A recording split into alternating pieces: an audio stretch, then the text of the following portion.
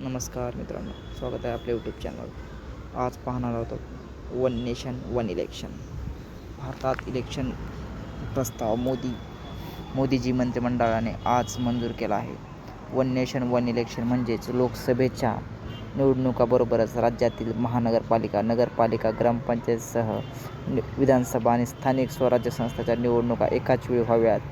केंद्रातील पंतप्रधान नरेंद्र मोदी यांच्या नेतृत्वाखाली एनडीए सरकारने देशात वन नेशन वन इलेक्शन ही प्रणाली लागू केली. तर याचे फायदे आणि तोटे पाहू आपण. होणारा खर्च कमी होईल.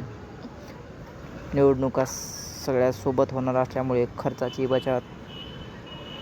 पुन्हा मुक्तता, आचारसंहिता लागते.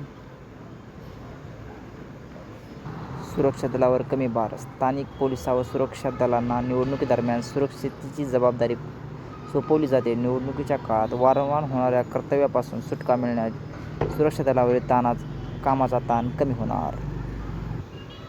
प्रत्येक वर्षी प्रत्येक महिन्यात कुठली ना कुठली निवडणूक असते. आता तसं न होता प्रत्येक 5 वर्षातून एकदा निवडणूक येणार.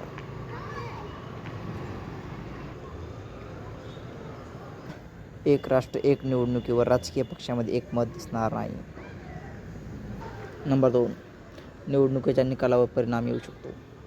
देशात एकाच पक्षाची लाट आली आणि एकाच वेळी निवडणुका घेतल्या तर त्याचा परिणाम निवडणुकीच्या निकालावरही होऊ शकतो. असाही गैरफायदा मानला जातो. वन नेशन वन इलेक्शन प्रणालीच्या अंमलबजावणीमुळे राज्य सरकारने निरंकुश होतील असाही तोटा होणार आहे. कमी भार नाही. देशात एकाच वेळेस निवडणुका लागल्यामुळे ईव्हीएम मशीन दर 15 वर्षांनी सुमारे 10,000 कोटी यावरती खर्चाचा अंदाज व्यक्त केला आहे. सबस्क्राईब करा.